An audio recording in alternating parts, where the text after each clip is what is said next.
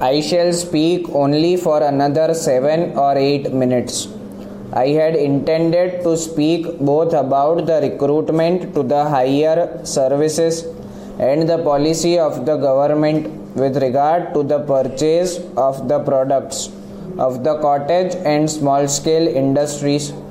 But I wish to drop the latter subject and confine my attention only to the recruitment to the higher ranks of the defense and civil services.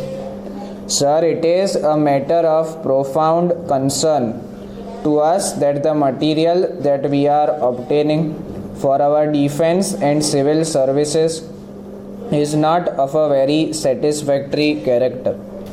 Having a little more knowledge of the efficiency of the students who try to enter the NDA, the National Defense Academy, I think I can say that with some confidence that we have no reason to be proud of the material that we are obtaining for our National Defense Academy.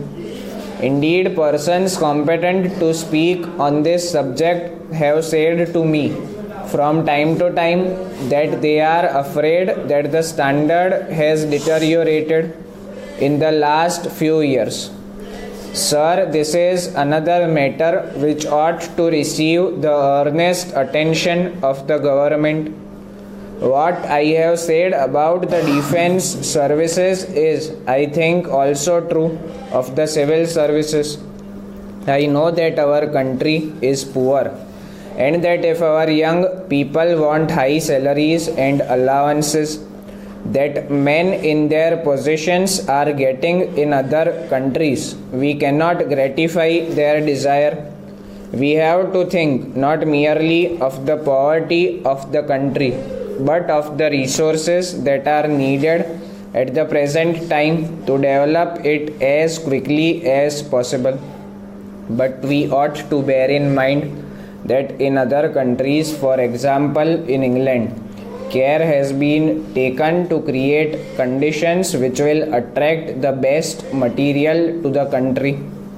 In England, the scales of salaries and allowances have been revised twice during the last 6 or 7 years.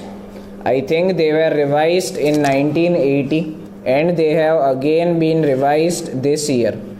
Anyone who knows the scales in force at the present time is aware of the great difference between our scales of salaries and pensions and the British scales of salaries and pensions.